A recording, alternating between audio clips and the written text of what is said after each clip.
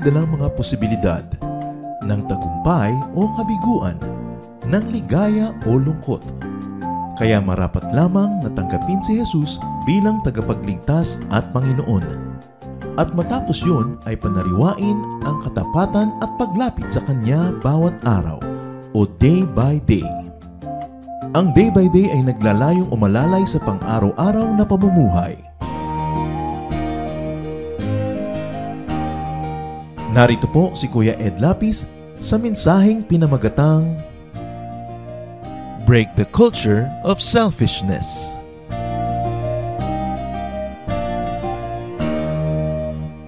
Katulad nga nung isa sa mga very famous literary pieces sa atin po, Ibong Adarna, na pag-aralan yan sa high school. Ewan ko lang kung natandaan. Merong sakit, yung hari, kaya yung mga anak niya ay nagpunta sa bundok dahil daw ang makahuli ng Ibong Adarna at dinala yung Ibong Adarna sa hari at makantahan yung hari, ay gagaling siya. Kaya lang may problema dahil yung Ibong Adarna ay magaling kumanta. At kapag kumanta na siya, ang sino mang makapakinig ng kanyang kanta ay sobrang nabibighani, inaantok at nakakatulog. At kapag sila ay nalaglagan ng droppings ng Ibong Adarna, sila ay nagiging bato. Hindi po ba natatandaan yung istorya? Yan yung istorya pero napakalaking talinghaga. Sapagkat sa ating buhay, laging merong Ibong Adarna tayong hinahabol. Yung kalutasan sa ating mga problema, kalutasan sa ating mga kung ano-ano mga katanungan at mga kasagutan sa ating mga pangangailangan. Pero, napakadali na malibang kapag may narinig tayong mga ibang awit at napakadaling makatulog at maging bato ka. Kaya maraming tao hindi sila nakakarating doon sa Ibong Adarna dahil nagiging bato. Kaya sa atin man po mga pangarap, mga adhikain sa buhay, maging kabanalan man yon, kabutihan, nalilibang tayo ng kung ano-anong mga awit ng sanlibutan at tayo nagiging bato. Kaya ano pong ginagawa daw ang payo para hindi ka makatulog? Hinihiwa nila ang kanilang laman at pinipisaan ng dayap. Asido. At ganoon din sa buhay natin. Para huwag tayong makatulog sa panlilibang ng sanlibutan, para huwag nating makuha yung ating mga pangarap at mga minimithi. Kailangan may sakripisyo, yung nasasaktan ka, nahihirapan ka. Sapagkat kung gusto mo laging maluwag, madali, makakatulog ka at malilibang at hindi na mangyayari yung mga dapat mangyari sa buhay. Ang dami pong ganun, nalilibang, nakakatulog pag nagtagumpay, nalalasing ng tagumpay. At kung nabigo din naman, lalong nalalasing ng kabiguan. Nalilimutan ko ano yung goal. Maging sa Christian life, ano na ba talaga yung ating goal? Kung minsan nagkakagulo na yung mga churches, nakakagalit yung mga leader, nagbabangay-bangayan ng mga member, dahil nalilimutan ko anong goal. Kung ano-anong mga hadikain at mga pangarap at mga gusto ang nagiging focus ng buhay nila, kaya tuloy nagkakaiba-iba kasi iba-iba ng pangarap, iba-iba ng mga plano. Pero kung maaalala nating lahat kung ano yung goal ng buhay, to be like Christ. To be more and more like Christ, maiiwasan yung mga bangay-bangayan, gulo-gulo, kasi lalo tayong napapalayo sa tunay na wangis ni Kristo pag nangyayari yon. And many times pa nga, in the name of religion, people quarrel. But how can you justify quarreling in the name of religion when in the process, you become more and more like the devil and not like Christ? So kung ako'y magiging kamukha ng demonyo, hindi na ako lalaban at hindi ko na ipaglalaban yan dahil papalayo ako doon sa tunay na goal. In becoming more and more like Christ, Jesus must increase and I, the letter I, must decrease. At yan po ang ating mensahe, break the culture of selfishness. Heavenly Father, we pray for a simple message. Dalangin po namin, Panginoon, kami po inyong kausapin, katagpuin, at nawa, Panginoon, ang inyong pong kabutihan, maging totoo sa aming buhay, maging ganap at mamunga ng mga kabutihan. Humihiling kami, Panginoon, na kausapin mo po kami. Nawa, bigyan mo kami ng kakayahan na maunawaan kayo, maipamuhay namin ang katotohanan ito. Tinatanggihan namin ang anumang mga kalikuan, mga kabaluktutan at mga kasinungalingan mula sa aming spiritual enemy. Tinatanggap lang namin, Panginoon, ang inyong pong katotohanan, nagpapalaya at nakapagbabago sa amin. Holy Spirit, we pray that you will descend upon us, infill us with all what it takes to understand the mysteries of God's Word. And may you give us the wisdom to apply these truths in our lives. Aming Ama, kami po'y nagtipon-tipon upang kayo'y dinggin, hindi ang aming kapwa-tao lamang. Kaya kayo po ang magsalita. May you use your servant as a footstool of your glory. May you speak through your servant's mouth, but be the speaker, O Father. We seek that this word coming from you may heal, may challenge, and may give us peace. In Jesus' name we pray with thanksgiving. Breaking the culture of selfishness. Bago tayo mag-umpisa dyan, isipin natin, gaano ka kaya ako makasarili? Gaano kaya kayo makasarili? Sapagkat ang taong makasarili, hindi mangyayari sa buhay niya yung gustong mangyari ng Diyos. Sapagkat yung mga ibig lang niya ang magaganap, yung gusto lang niya ang masusunod. At meron pong 3 hakbang na nais ko ngayon na imungkahi upang tayo ay lumago sa pananampalataya and we break the culture of selfishness. And one of that is that Christ must increase. Christ must increase. Sabi diyan napakahalaga po itong si John the Baptizer nung ang Panginoong Hesus ay nandiyan at naglalakad. Sabi niya sa kanya mga alagad, kasi marami na siyang followers sumunod kayo sa kanya. Hindi kailangan sa akin kayo sumunod habang buhay. Introduction lang ako. Hayan na siya, dumating na yun totoo. Tagapagbukas lang ako ng pinto. Pero yan ang totoo, the real thing. Sumunod kayo sa kanya. Iwan nyo na ako. Mahirap yatang sabihin para sa isang leader o founder o orig na nag-umpisa ng isang ministry yung umalis na kayo, sakit sa kanya na kayo sumunod. Pero sabi ni John, he must increase and I must decrease. Napakagandang statement. Sapagkat alam ni John na hindi naman siya ang dapat mag-increase, kundi ang Panginoon. So sa ating pong journey in our spirituality, Christ must increase. At paano mangyayari yan? Una, under that one idea, our thoughts should conform more and more to Christ's thoughts. Dapat kung paano tayo mag-isip, ay laging papalapit ng papalapit at lalong nagiging kamukha kung paano mag-isip ang Panginoon.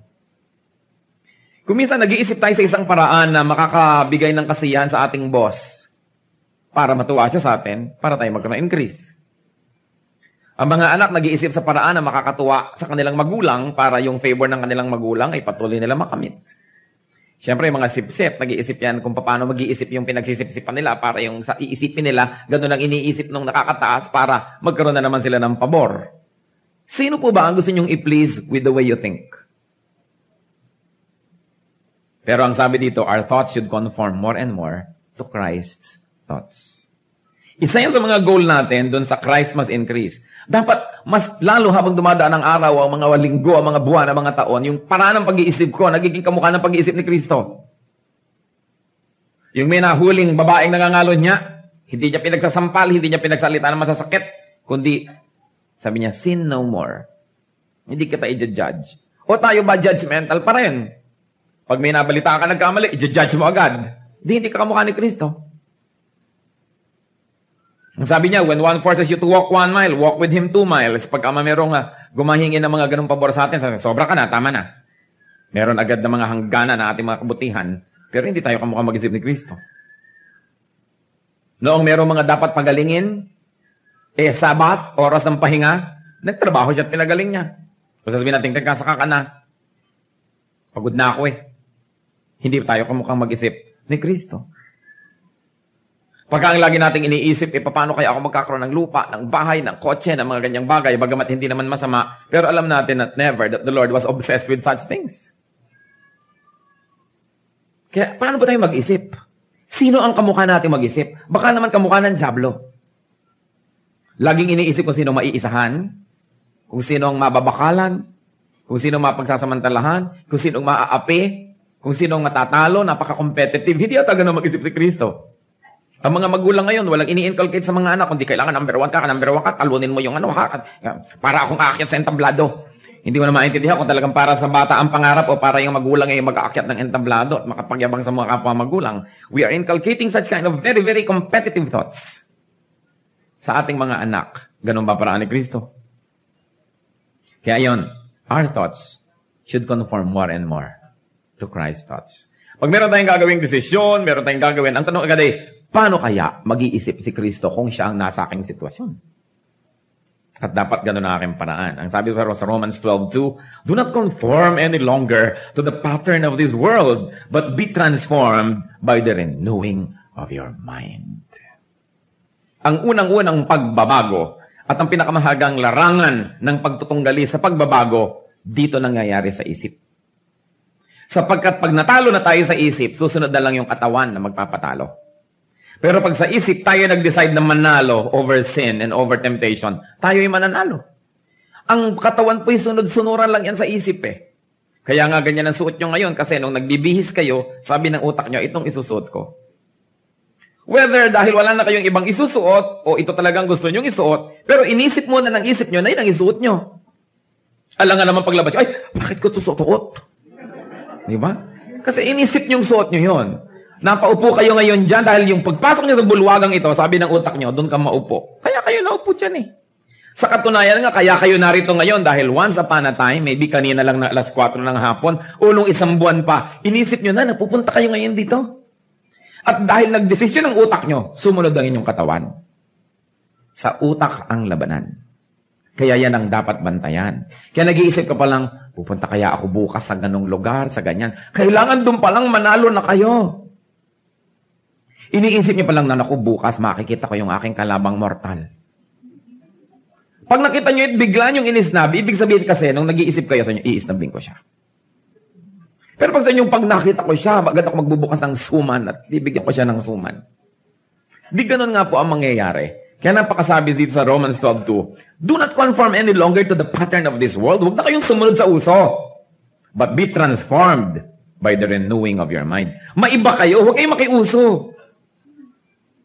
At paano maiiba? Baguhin ang isip, ang takbo ng utak. Sa atin pong katutubong kultura, meron niyang ideya niyan eh, yung paghuhunos dili. Maghunos dili ka. Kadalasan sinasabi lang sa drama, sa radyo o sa pelikula. Pagka mayroong galit na galit, maghunos dili ka. Kasi yung maghunos, ibig sabihin nagpalit. Yung mga ahas, ay may naghunos ng balat. Yung tinanggal niya yung balat niya, nagpalit na siya. At dili, siyempre dili, thoughts. Kasi sabi, maghunos dili. Meron pa tayo yung institution yan sa ating kultura, pagbabagong loob. Kaya actually, yung atin pong ancient culture, shoot na shoot sa mga ideya ng Biblia eh. Sabi niya, tayo magbagong loob. Sa loob nagbabago kasi susunod na lang yung labas. Kung ano yung nandun na sa loob, mangyayari yun sa labas. Kaya sa loob dapat bantayan. Sabi sa Philippians 2:5, your attitude should be the same as that of Christ Jesus. Can you imagine? It's a very clear message. Your attitude should be the same as that of Christ Jesus. Ng ating asal, ang ating ugali, dapat kamukha nung kay Kristo. So for Christ to increase, 1, our thoughts should conform more and more to Christ's thoughts. 2, our words, our vocabulary should conform more and more to Christ's vocabulary. Kung ano ang mga salitang lalabas sa bibig ni Kristo, yun lamang ang mga salita dapat lumalabas sa ating bibig. At hindi kailanman lumalabas sa ating bibig dapat yung mga salita na namumutawi sa bibig ni Satanas o ng mga masasamang espiritu. Kasi ang nangyayari, yung bibig ngayon, praise God, mamaya-maya nagmumura. Mamaya-maya naninismis, mamaya naninira ng puri, mamaya nagsisinungaling. Ang sabi sa Bible, pwede ba ng isang bukal labasan ng malinis sa tubig at maruming tubig?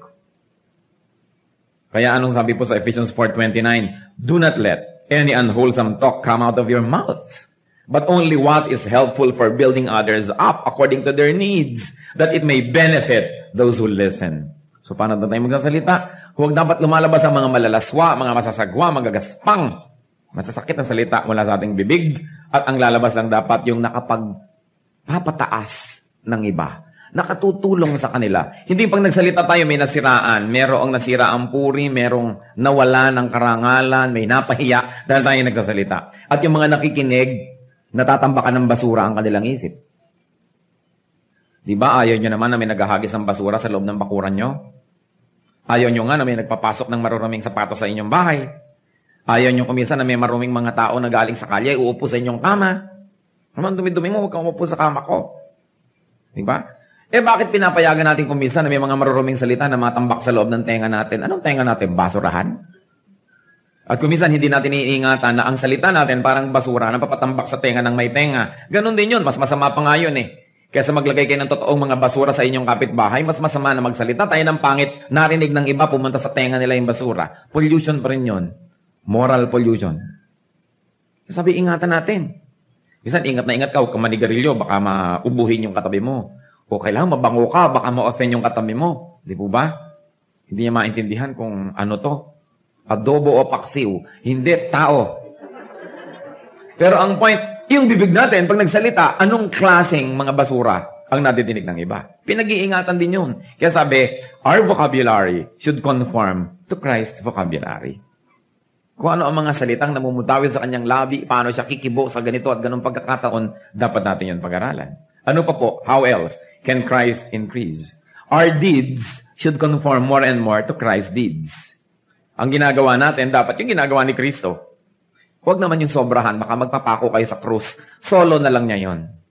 Pero yung iba, paglilingkod sa kapwa, pagtulong, napakahalagang ginagawa natin. Kaya sabi sa John 9:4, as long as it is day, we must do the work of Him who sent me. Sabi ni Lord yon. Night is coming when no one can work. At sinabi niya, we. So niya, as long as it is day, we must work.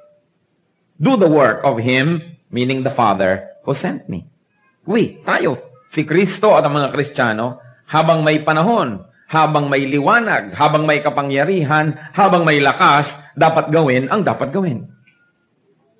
Nakakalungkot, marami nang mga tao na yung lakas nila ginagamit sa paggawa ng gawa ni Satanas. Isipin nyo na tayo ibinigyan ng Panginoon ng lakas para magkaroon tayo ng energy to do the right thing. Kaya mali na yung energy, yung lakas, yung talino, yung intelligence, yung skill, yung power, gamitin sa paggawa ng gawa ni Satanas.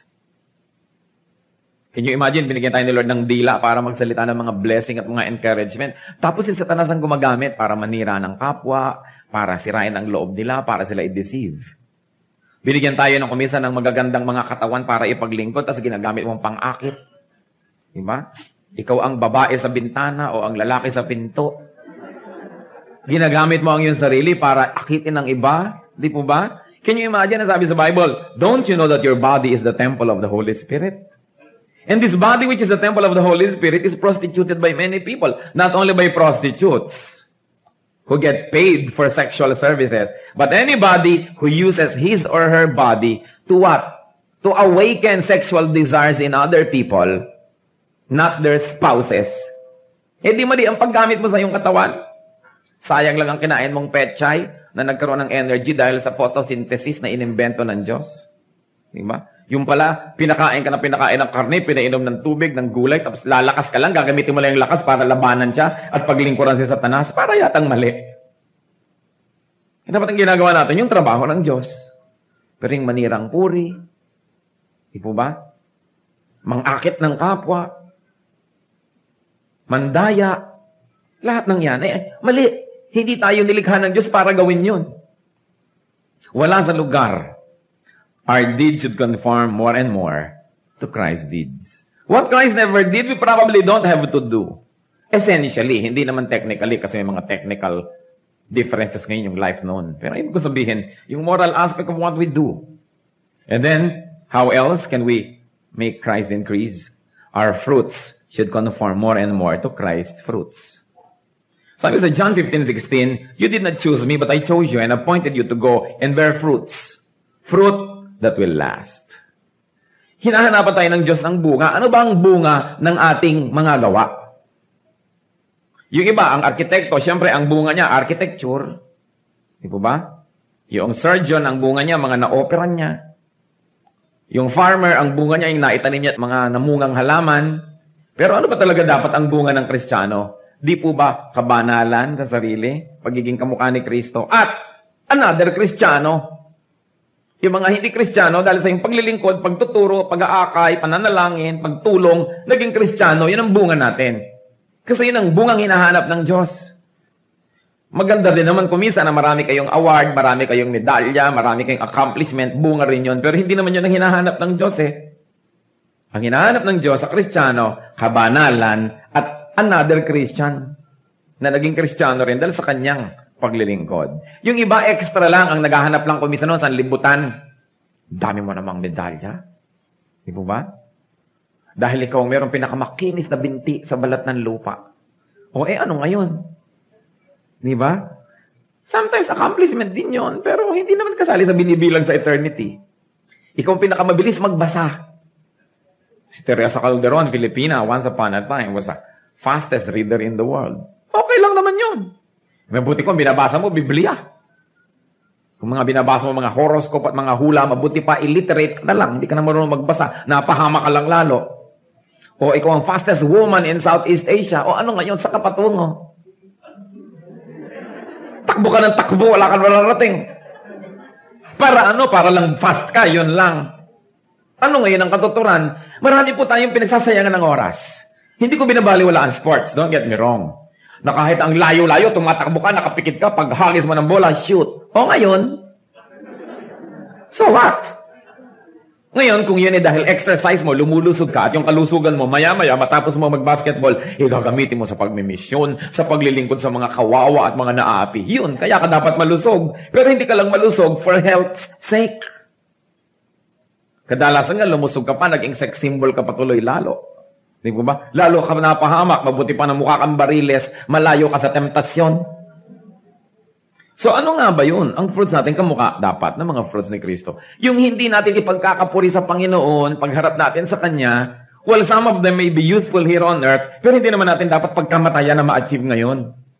Make sure that the things you are living for are worth dying for. And if they are not worth dying for, then they are not worth living for. Para ma-simplify natin ang buhay. So, how can we break the culture of selfishness? One, Christ must increase. Because as Christ increases, yung selfishness, lumiliit yun. Second, di ba una, Christ must increase? Second, how we can break the culture of selfishness? Others must increase. So, dalawa yung nag-i-increase. Si Kristo at kapwa. Look to the interest of others. Sabi sa Romans 12:10, honor one another above yourselves.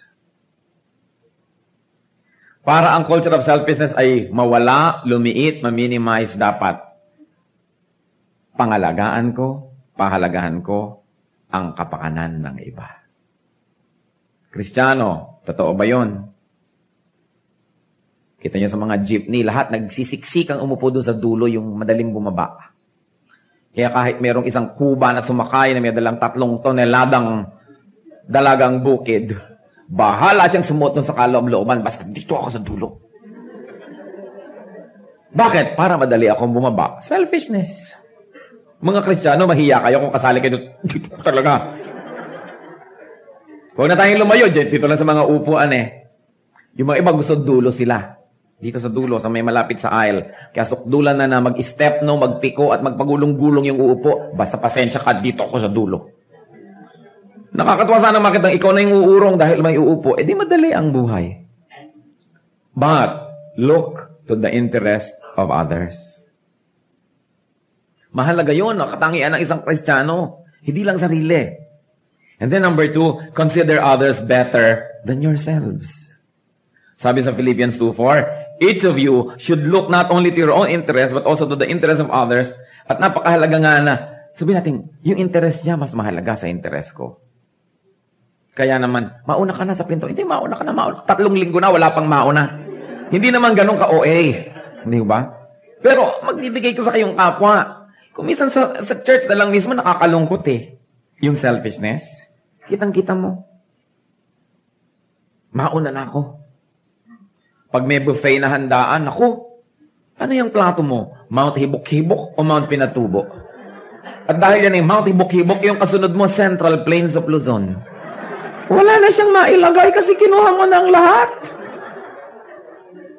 Sobra naman. Tsaka yung mga kumakain niya sa mga fast food na put all the salad that you can. Grabe, hindi ko alam kung sila ay mga arkitekto o mga magician. Bakit sa kaprasong plato'y 3 toneladang salad ang nagkasya? Ayaw nang tumubo yung restaurant. Pag lahat ng tao ay katulad nyo, magsasara na yun bukas. Wala naman lang pakipag-ibig sa kapwa. Gusto nang siya na lang ang magbusog sa halagang kung magkano man. May kasama pang mga 3 doon sa mesa yon. May tigit-tigis ang tunador at nakakain na silang lahat, isa lang nagbayad. Di ba nakakahiya yata yun? Kaya dapat ibigay sa ganun mga tao na plato, tansan. Sige, tingnan ko lang kung hanggang saan taas mo yan magagawa. Nakakahiya. Ang iniisip lang siya. Kumisan mga handaan, hindi pa nakakakain ng lahat. Uy, si Kumare may balot na, safe na. Bahala na kayo magkagutuban, basta ako may iuwi na ako. Hindi po ba, nakakahiya. Kung tinatamaan lang siguro ng kidlat ang mga ganun, karami na nasunog. The point is, consider others better than yourselves, na yung pangangailangan nila, above may pangangailangan. Hindi ako muna bago kayo. Hindi yun Christian. Hindi yun Christian. Kaya sabi sa Philippians 2:3, do nothing out of selfish ambition or vain conceit, but in humility, consider others better than yourselves. In other words, honor others above yourself. Hindi yung, mas deserve naman ako eh. Mas dapat ako kaysa ikaw. Di po ba ganun kadalasan? Kaya nga gusto nating tayo yung katapat ng aircon. Minsan sa mga upuan lang, kailangan doon ako sa tapat ng aircon. Talaga naman kahit sumabog ang lupa, doon siya dapat. Kahit na magkagulo-gulo kayo dyan, yung sarili. Alam niyo kung bakit natatawa tayo? Kasi totoo. At tayo mga Pilipino, tumatawa upang pagtakpan ng hapdi ng katotohanan. Talaga, nahulog ka na sa bus, nakangiti ka pa. Naghahabol ka ng basa ganyan, nakangiti lahat. Actually, na-embarrass yun eh. Don't tell me dahil kayo cheerful. Sinabi na rin naman yan ni Percy Bysshe Shelley na paborito ko i-quote. We look before and after and pine for what is not. Our sincerest laughter with some pain is fraught. Our sweetest songs are those that tell of saddest thought. Totoo naman. Kaya isipin po natin yan. Tayo ba ay Kristiyano? Dapat naman, pinauuna natin yung iba. Iniisip natin yung iba. Hindi lang sarili. At hindi lang asawa ko o anak ko. Ang isa sa mga pinakamabilis mang-corrupt ng pagkatao, yung magkaasawa at magkaanak. Mawala na lahat ng asawa ng may asawa, basta yung asawa ko meron. Diba? Magutom na lahat ng anak ng may anak, mawala na kayong lahat, basta yung anak ko, meron. Eh bakit? Yung batang yun, di ba anak din yun ng kung sinong magulang? Kaya ang nangyayari sa mga kumpanya, yung mga matataas ang mga posisyon, ang iniisip, ang anak ko, ang anak ko, ang anak ko. Hindi na iniisip yung anak ng mga maliliit na manggagawa. Kaya uwi-uwi na niya lahat ng mga biyaya. Pag magpapasko, yung mga executive give themselves 17th, 18th, 19th month pay. Kasi yung mga maliliit na manggagawa, Noche Buena na, wala pa yung 13th month pay. Kaya tuloy wala nang mabiling manok. Dahil alas 7 na ng gabi bago mamili si Mrs., bago maibigay. I mean, how can you be kind to your child and forget that other parents also have tender spots for their children? Ang bilis mag-corrupt. Yun ang maraming mabubuting anak nung nagkaasawa, naging walang kwentang anak eh. Nalimutan na yung nanay. Asawa na lang niya at anak niya ang mahalaga, nalimutan na yung magulang. Nagpapatay mali siya, parang iniisip niya, siguro may mga anghel na dumadapo galing sa bundok na binibigyan yung mga magulang niya ng mga supply. Samantalang siya naman, yung asawa niya, gangga, santol na yung mga hikaw. Yung mga anak niya, talaga namang lahat eh. Pero nalimutan na yung iba. Ba, may katulong kayo, may anak yon, hindi ba anak din yun ng tao? Yung bang anak nyo, dahil lang amo kayo, mas tao kaysa sa anak ng katulong? Do not give to Peter by stealing from John. Because that is still stealing. Di po ba ganun? Pag may mahal tayo, natututo tayo magnakaw, natututo tayo maging makasarilit, maging sakim. Pero yung pala, mahal niya yun eh. Kaya dapat lalong maintindihan mo na mahalin din ang iba. Pagka nga nagiging magulang ka, lahat ng bata gumaganda sa tingin mo eh. Kasi yung mga anak mo maganda sa tingin mo. Therefore, yung anak noon, kahit ano bang bata ito, pero maganda yan sa tingin ng nanay niya. At isa sa alang-alang din natin yun. So, honor others above yourself. That is what Christianity is all about. Alam niyo, isa sa mga dahilan kung napakabilis lumago ang Christianity noon, noong panahon nila Pedro, panahon nila Paul, nakita kasi ng lahat kung paano magturingan, paano magmahalan, paano magbigayan yung mga Kristiyano. And you know, love is very attractive.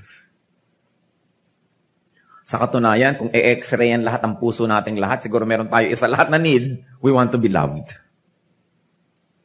Or we want to be loved more. So, paano magiging attractive yung church? Di loving siya. Hindi mo kailangan gumawa ng mga gimmick at kung ano-ano. If there's love, the church will naturally attract people. Paano naman ma-attract yung mga tao kung sa church mismo nakikita yung ganong selfishness? So, Christ must increase, others must increase, and finally, to break the culture of selfishness, I must decrease. Yun ang rule. Binabaligtad ng iba. Others must increase, I must increase. Others must decrease rather, and I must increase. Ganun na nangyayari. Christ should decrease, and I must increase. Ayaw ni Kristo, gusto ko, akong masusunod. Eh di siya yung lumiit at ako lumaki. Siya yung kumonte, ako yung dumami. Parang hindi yata mahirap i-simplify para maintindihan natin kung ano pinagagagawa natin sa buhay. The rule is, Christ must increase, others must increase, I must decrease. Hindi yun nakakalito. Huwag tayong magmaang-maangan at magtulog-tulugan dahil mahirap gisingin ang gising. Somehow, pag gumagawa tayo ng ganun, alam natin, mali itong ginagawa ko. Pero nyo i-justify. Hindi pwedeng justify ng mali. Ninakawan ko si Pedro para ibigay ko kay Juan. Ano ko, Robin Hood? Mali pa rin yun. So nakikita pa natin, I must decrease. Sa King James Version, ang John 3:30, sabi ni John tungkol kay Kristo, He must increase and I must decrease. That's the right mathematics. Sa NIV, New International Version, the same verse, He must become greater and I must become less. Anong nangyayari? Ang dami-daming Christian leaders ngayon, Christ must become less and I must become greater. Hindi ko na sinusunod si Kristo, yung kalooban ko na lang. Ako na yung bida, hindi na si Jesus. Ako na yung sikat, hindi na si Kristo. Baligtad. Kaya pag may kagustuhan tayo, I must decrease. And you know what else must decrease? Religion must decrease so that Christ can increase.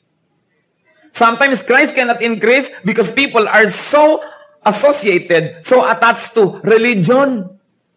Kasi nila, ayaw namin ng teaching na yan, hindi naman yan ang nakasagawian namin eh. Hindi naman yan ang nakasanayan namin. Naku, nabuhay akong ganito, mamamatay na akong ganito, hindi na ako makikinig kahit kailan, sinusian ko na, dekandado, nilunok ang susi.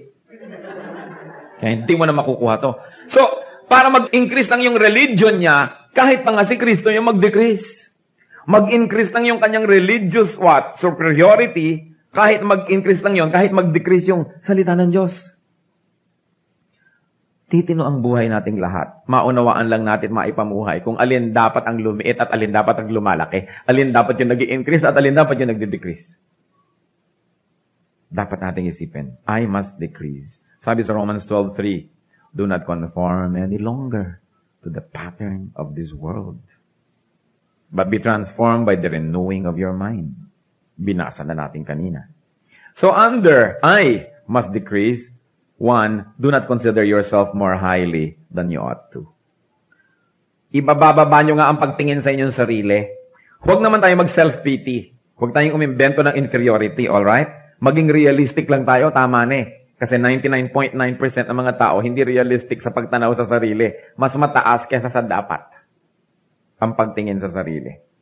Sabi sa Philippians 2:3, do nothing out of selfish ambition or vain conceit, but in humility consider others better than yourselves. Hindi sinabing others are better than yourselves.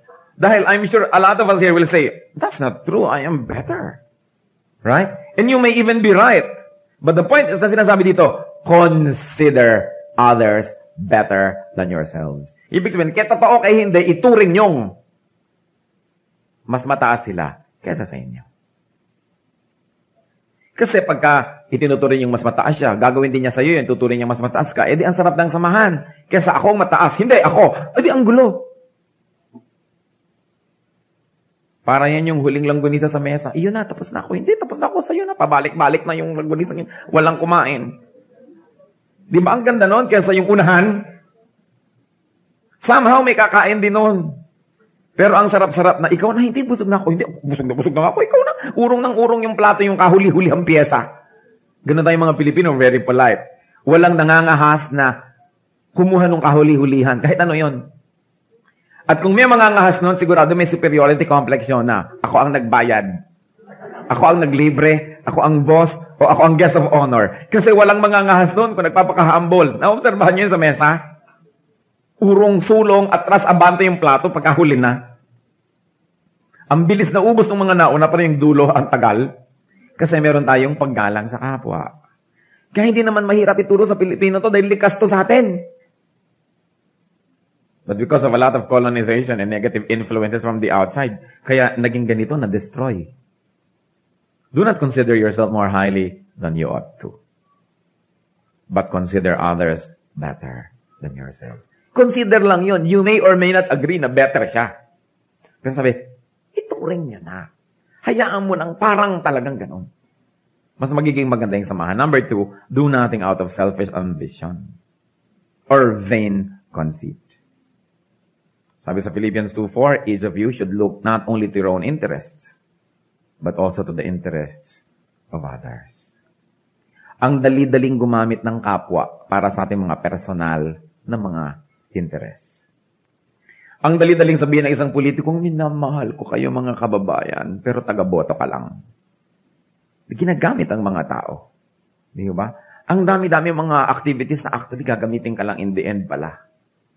Kunwari, nanalo ka lang kay laki-laking ganong premyo, tapos kukunan ng litrato, ibabalanta sa lahat ng lugar, para lahat gayahin ka, para bumili din sila ng produkto, at baka manalo rin, ganito at ganon. Actually, ginagamit tayo. So sabi, each of you should not do that. Hindi yung puro conceit, puro sa sarili. And then, do not look only to your own interest. So sabi mo, mabuti to sa akin, pero mabuti ba to sa kanya? May benefit ako dito, pero may benefit din ba siya? O ako lang? Makakabuti ba to sa aming lahat? And then, of course, do not be greedy and self-indulgent. Hindi tayo dapat sakim. Hindi makasarili. Kasi yan ang ugali ni Kristo. Ano po ang bunga ng pagiging makasarili? Gulo. At lahat ng mga masasamang gawa. Kaya sabi sa James 3:16, for where you have envy and selfish ambition, there you will find disorder and every evil practice. Basta meron ng mga inggitan, pagiging makasarili, kasunod na ang gulo at lahat ng masasamang gawa. Kasunod na yan. So, in spiritual growth, brothers and sisters and friends, the letter I, must decrease. Ang problema, ang mga tao may eye sickness. Hindi mata. The letter I, eye sickness. Lagi na lang, ako. Kundi pa sa akin, wala nangyari sa'yo. So mag-asawa nga, madidinig mo pa, alin, kung hindi ako napangasawa mo, hindi ka nahango sa lusak. Sakit naman.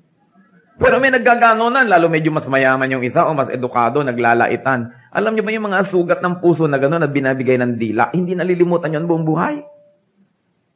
Nagkakasundo kayo uli, nagbabati kayo, pero nandun yun, naiingatan sa puso. Kasi yung sinasaktan natin ng puso ng kapwa, hindi talaga yun gumagaling. Liban na lang, isuko ng husto kay Kristo. Kaya iniingatan natin ang ating dila sa pagsasalita ng mga ganyang masasakit. Pagmamataas, pagmamalaki. Mga magkakapatid, nagpapataasan, nagpapagalingan. Lalo yung isa honor, tapos yung isa dishonor. Ang yabang-yabang na nung isa. Yung isang kapatid na dalaga, lagi nakukuha ang maid of honor. Yung isa man, maid of horror. So, nilalait-lait niya yon. Hanggang mga magkaanak yung mga yon, may mga conflict yung mga magpipinsan na yan, hindi yan natatapos. Dahil sa pagpapagalingan, maganda ka na nga pala, higit sa kanya, di dapat naman mabait ka. Maganda ka na nga, dudusta-dustain mo pa siya. Bakit? Matalino ka na nga, iinsultuhin mo pa yung hindi matalino. Ano napala mo nun? Lalo mo lang siya napababa para ka tumaas. The problem is, many people are not tall enough. So what do? They cut people's heads. So they will look taller. They are not secure about themselves, so they criticize everybody, hoping that when they criticize other people, magmumukha silang imperfect. Therefore, baka magmukha naman siyang better. Ganun lang naman yung chismis eh. Ganyan lang yung criticism. Alam niyo yung taong maraming frustration sa kanyang sarili, yan ang number 1, mahilig mag-criticize. Sa pag-criticize siya kasi, nag-iisip siya na pag bumaba ang iba, baka siya tumaas. Selfishness. But we destroy in the process. Kaya sabi sa Psalm 119 verse 36, sabi nung mayakda, turn my heart toward your statutes and not toward selfish gain. Sabi niya, itutok niyo po ang aking puso sa inyong mga katuruan at hindi sa mga makasariling mga hangarin at kapakinabangan lamang. Kapag may iniisip tayo, makasarili ba to? Kung minsan gusto mo nang kumanta sa church, pero makasarili pa ba yun? O dahil gusto mo sumikat? O talagang gusto mo mag-serve? O don't teach ka sa Sunday school. Anong dahilan? Gusto mo mag-serve o dahil para sa sariling pangangailangan? Ano ba talaga? Siyempre, pwede naman nating paglakuan ng tao, pero hindi naman natin pwedeng itago ang totoo sa Diyos. Alam naman niya lagi yun. Ephesians 4:22-24, You were taught with regard to your former way of life to put off your old self, which is being corrupted by its deceitful desires, to be made new in the attitude of your minds, and to put on the new self, created to be like God in true righteousness and holiness. Ganda-ganda ang bigat. May tinuruan kayo tungkol sa inyong dating buhay na hubarin nyo na, talikuran nyo na ang inyong mga dating sarili. Sapagkat yan ang sisira sa inyo, sabi doon. Katulad ng inyong mga mapandayang mga pagnanasa. Bakit mapandaya ang pagnanasa? Kasi nasa ka lang nasa, pag nakuha mo, hindi ka rin naman satisfied, sandali lang. Bukas, mas mataas na degree na yung pagnanasa. Habang hinahabol natin, pinagbibigyan ng ating mga desires, lalo tayong kulang. Lalo tayong kulang at kulang at kulang. Naghahanap ka ng pag-ibig, kaya kung saan-saan ka naghahanap niyan, mamaya, nalibang ka ng 3 minuto, bukas malungkot ka na naman. Nalilungkot ka, so gusto mong malibang, manonood ka ng mga tapes, pelikula. Nalibang ka ng 2 oras, nung naglagay ng letter na the end, you are sadder than before. So, ang solusyon, maglagay uli ng isa pang tape hanggang hindi kayo nangangalumata sa kapapanood. Kaya yung iba kumanood, 2-3 kasi you feel alone in life, so manonood ka. So for a while, you're entertained. Pero pag natapos na yun at dumilim na uli yung screen, you feel more alone than before. So you need another tape and you need another tape. Ganun yun nagda-drugs. Sumasaya sandali. Mamaya, higher dosage, higher dosage, higher dosage. Ganyan lahat ang desires. Mapandaya. That's why the word said, deceitful desires. Gusto nyo mamaya na isang ternong damit, pag meron na, hindi na kayo kontento. Gusto nyo 3 terno, 4 na terno, hindi na kayo matitigil niyan. Gusto natin ng ganitong posisyon, pag nakuha mo, gusto mo higher, higher, higher, hindi ka matitigil, walang katapusan, dahil desires, worldly desires, are deceitful. They are meant only to turn you into an addict, to turn you into a slave. Bakit? Di ba Jesus is truth and the truth sets free?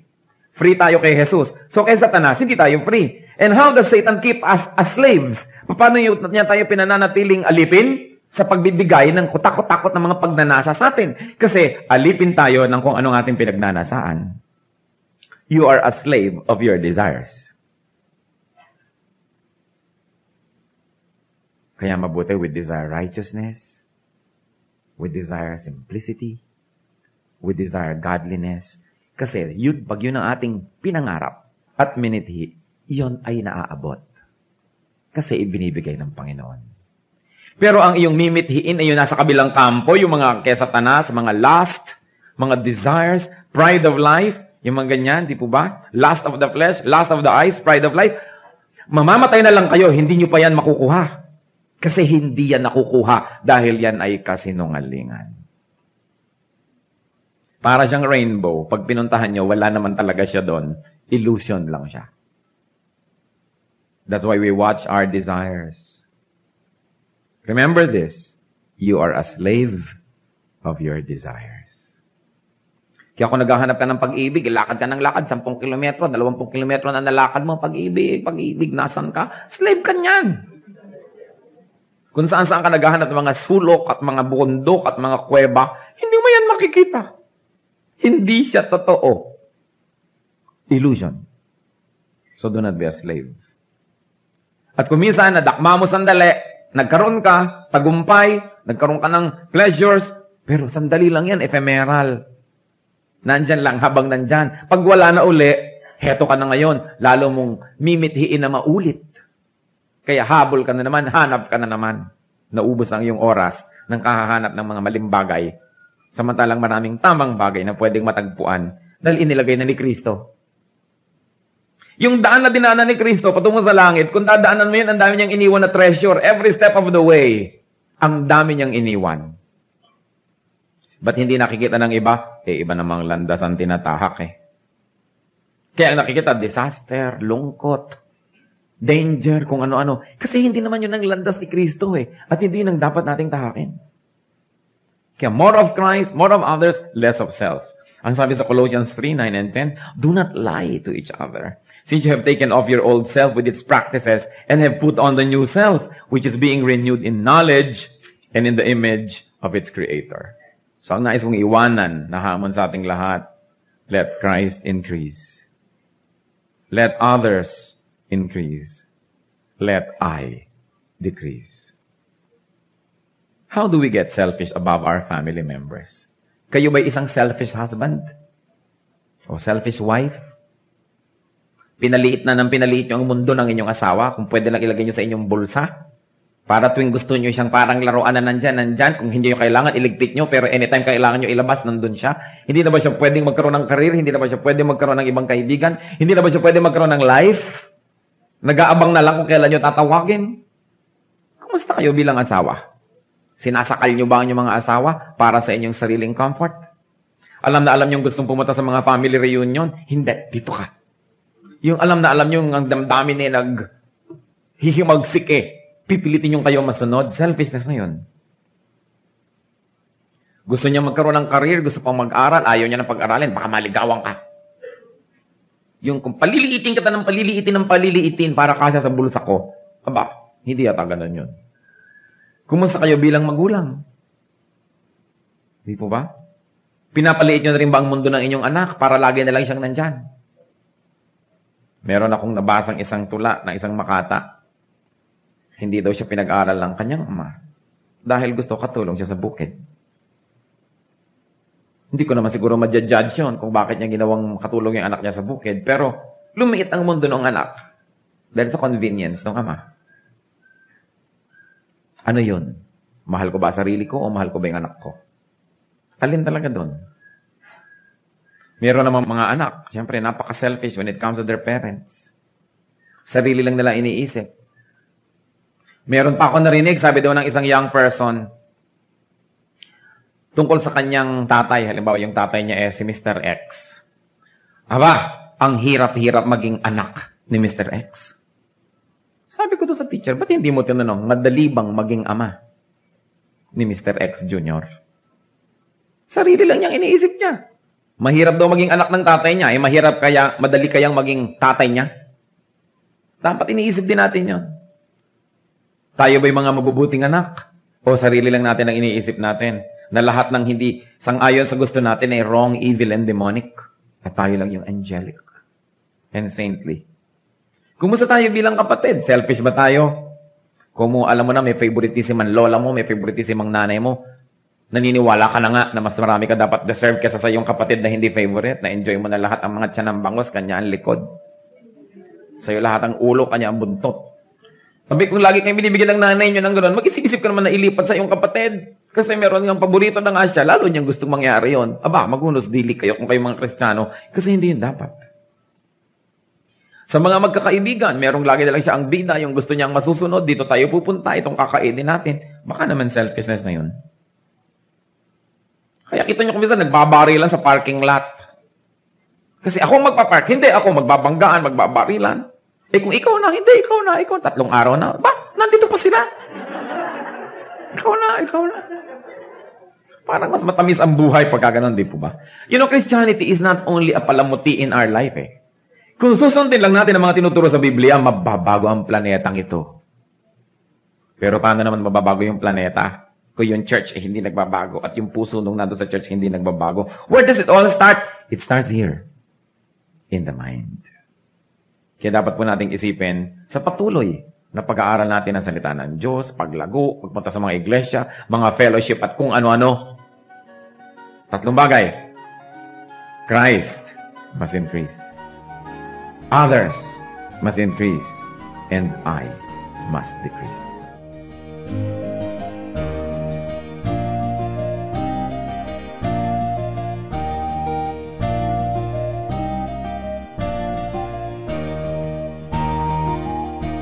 Ang katatapos pong mensahe ni Kuya Ed Lapiz ay pinamagatang Break the Culture of Selfishness.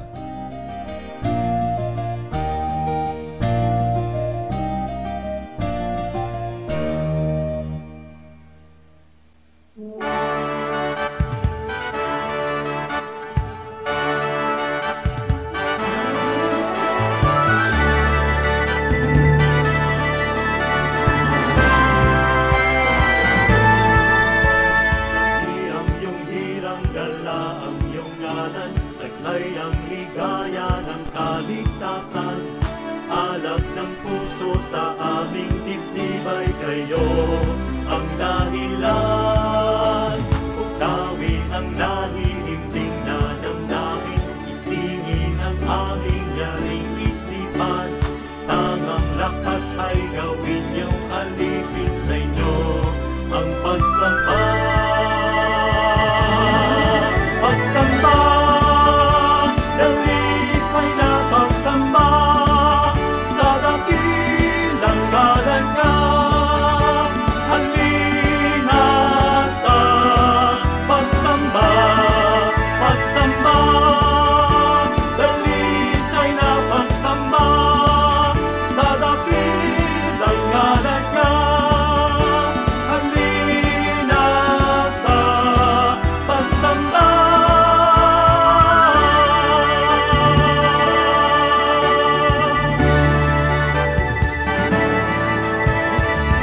Ang iyong hirang dala ang iyong kalat, taglay ang ligaya ng kaligtasan.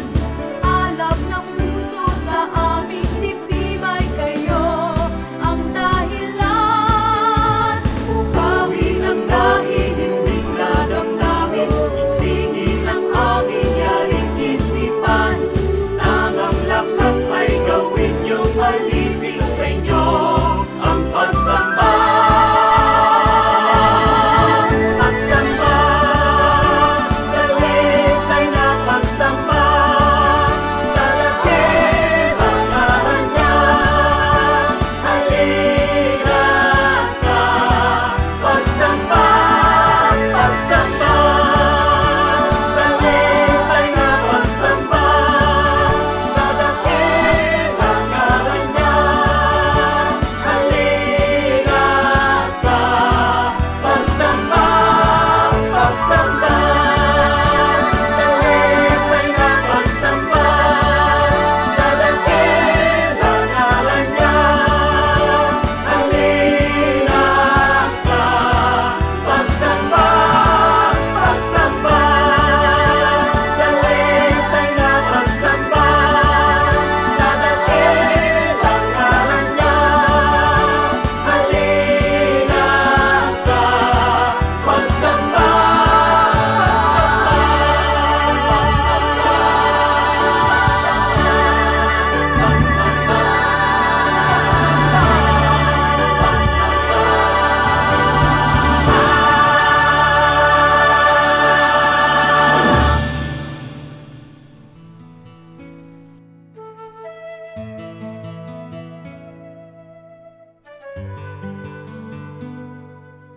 Bakit kapag Biyernes, munggo ang ulam? Ang munggo kasi maraming protein. At alam niya na ating mga ninuno na mabuti sa katawan. Ngayon, dahil sa relihiyon, nagkaroon ng pangingiling kung Biyernes at nagkaroon ng tradisyon ng marami na huwag kakain ng karne kung Biyernes. So ano magandang substitute? Munggo. Kasi maraming protein yan.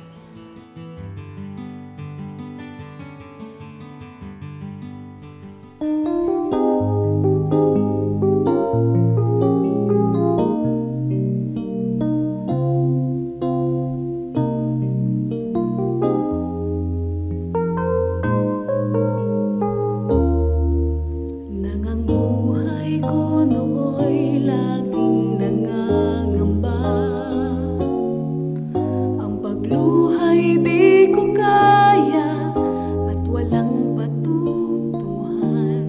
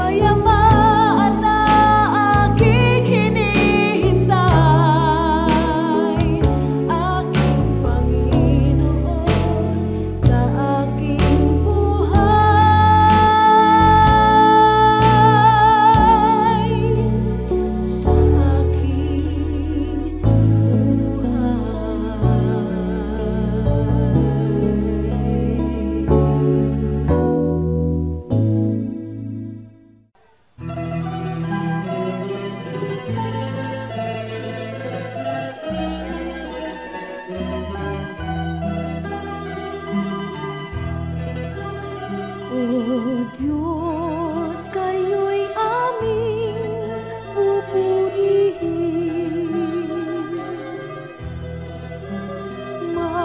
Marapat na ito'y aming gawin. Ang inyong gawa sa amin ay namamasdan.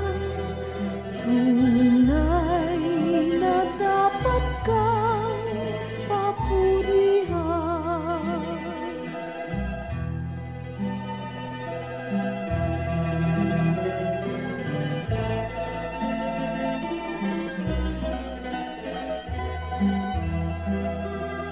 O Diyos, kayo'y aming sinasamba. Tunay na Diyos kayo't walang iba.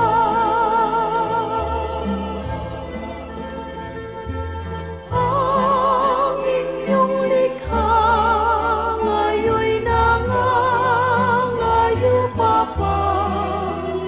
Ay buhay niyo, O Diyos, kay dakila.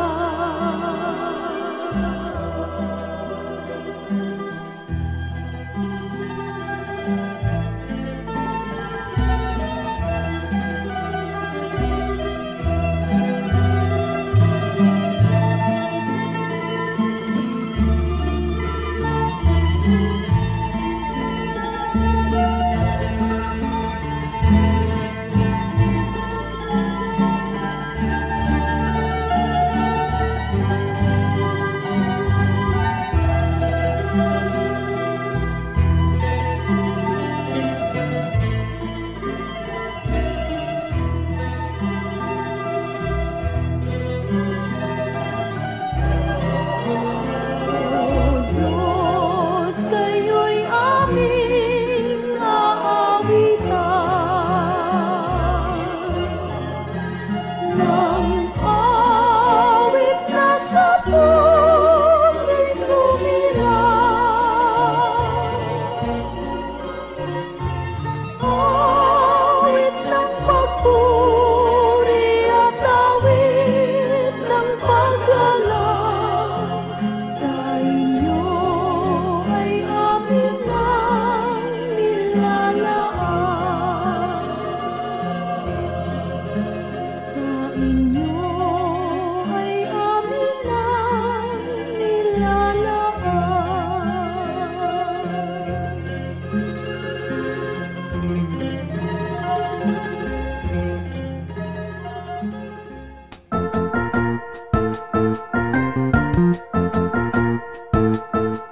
Oras na po para pansamantalang magpaalam ang programang Day by Day. Tayo po'y magsama-sama tuwing ika-6 hanggang ika-7 ng umaga, araw-araw.